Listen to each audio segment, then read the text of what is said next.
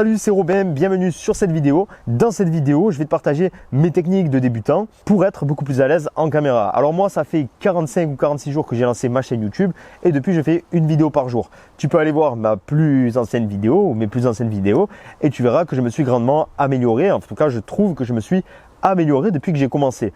Et ça, c'est pourquoi? C'est parce que je fais des vidéos tous les jours forcément. J'ai trouvé des techniques pour m'améliorer dans ce domaine-là. Alors la première technique, c'est d'être propre sur toi.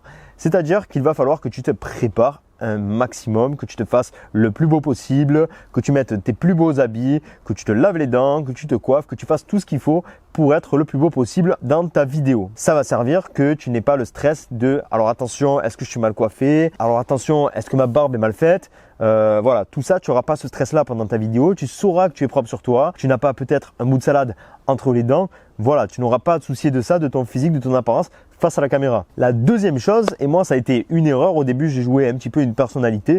En fait, c'est de tout simplement ne pas jouer de personnalité. Tout simplement, moi je te conseille d'être toi-même, de vraiment t'exprimer comme tu t'exprimes en général face à une personne. Bien évidemment, face à la caméra, ça va être compliqué de parler comme si tu parlais à un pote en face de toi parce que forcément il n'y a pas d'interaction, mais en fonction de la vidéo aussi, bien évidemment, je te conseille d'être toi-même.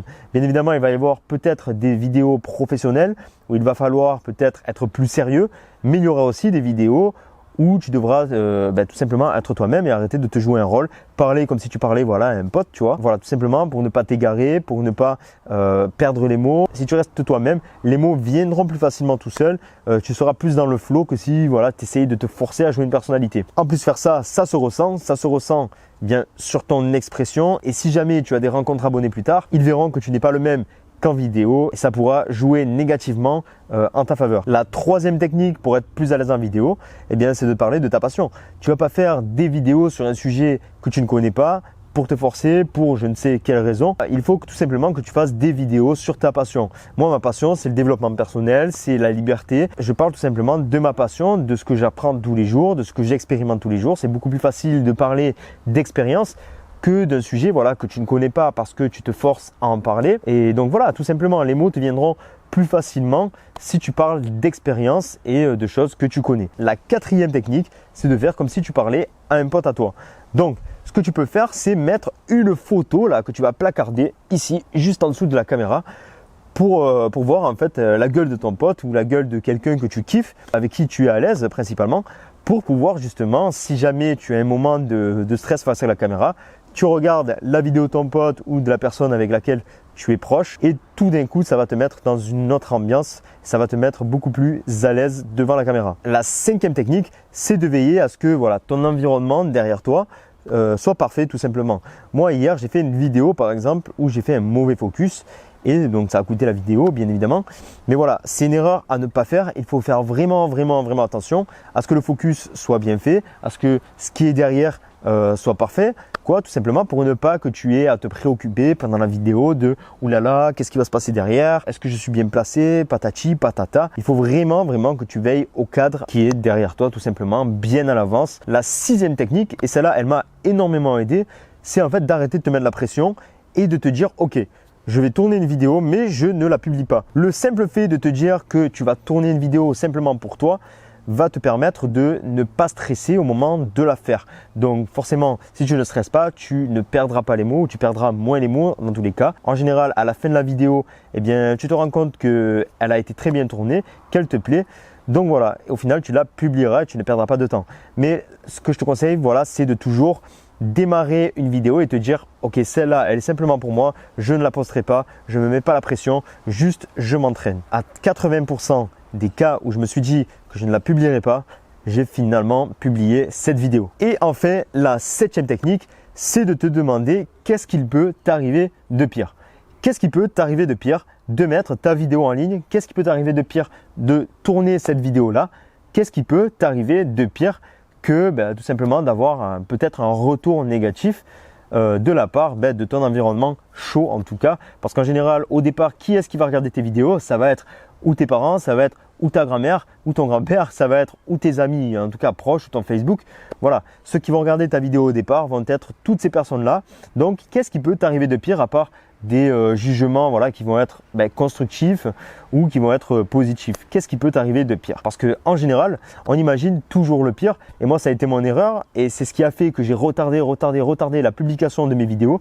Parce que toujours, constamment, j'étais là à m'imaginer le pire, que j'allais mettre une vidéo en ligne, que j'allais me faire insulter de tous les côtés, à droite, à gauche, qu'on allait me dire que j'étais moche, qu'on allait me dire que ce que je faisais c'était de la merde. Je me suis imaginé le pire, mais au final, au début, qui est-ce qui regarde tes vidéos? C'est l'environnement chaud, donc c'est-à-dire l'environnement le plus proche de toi. Donc les parents, la famille, les amis et ton Facebook. Donc voilà, il est essentiel que tu te poses cette question, qu'est-ce qui peut t'arriver de pire que de filmer ses premières vidéos. Voilà, la vidéo est terminée, j'espère qu'elle te sera utile. En tout cas, moi je te conseille vivement à aller voir mes premières vidéos, tu te rendras compte du chemin parcouru, de la différence qu'il y a eu en seulement 1 mois et demi. Moi c'est un conseil que je te donne aussi, c'est de faire une vidéo par jour en tout cas, tu fais une vidéo par jour, pas pour les autres, on s'en fout, pas pour l'audience, parce qu'au départ, voilà, YouTube a du mal à te référencer. Moi, je le vois avec mes vidéos. J'ai entre, voilà, maintenant en ce moment, ça a baissé. Je suis entre 40 et 60 vues par vidéo. Voilà, pour te dire que au départ j'ai eu beaucoup de vues étant donné que certainement c'était les personnes curieuses, donc de mon entourage, etc., de mon Facebook qui regardaient. J'ai dépassé les 100 vues, il y en a où j'ai fait 250 vues. Là je suis aux alentours de 40 à 60 visionnages par vidéo, donc ce qui est plutôt pour moi correct, en tout cas pour un lancement. Je trouve ça plutôt sympa en tout cas. Voilà, ça fait 1 mois et demi que j'ai lancé la chaîne. Je m'attendais pas à mieux. Au début, ne t'attends pas à avoir une énorme audience, à moins que tu aies énormément de chance et que tu aies une vidéo qui soit super virale. Mais voilà, en général, on n'a pas beaucoup de vues dès le départ. Donc voilà, il ne va pas t'arriver grand chose d'horrible.